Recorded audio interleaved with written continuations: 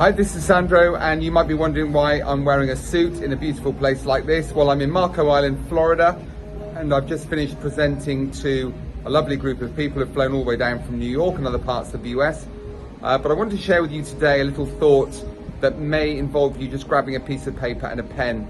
And what I'd like to do when you've done that is to draw a line on that piece of paper, and at one end, on the right-hand side, is to write the number +10, so 10 in a positive sense, and at the other end, on the left-hand side, -10, and then in the fulcrum, right in the middle, write the number 0.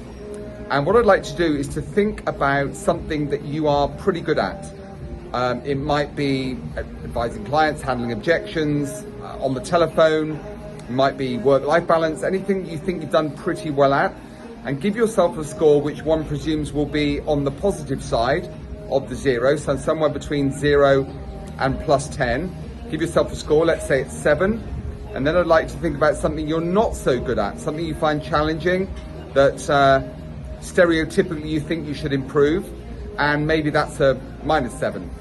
So you'd score yourself for, I don't know, admin or handling objections, could be the complete opposite of what you just come up with, and write down that word or phrase on the left-hand side and give yourself a score somewhere, presumably between 0 and -10 on the left-hand side. Now here's the observation. The reality in life is that most of us spend all of our time, or the vast majority of our time, focusing on the things we're not very good at. We're told that we have to improve our performance, get better at the things that we find challenging.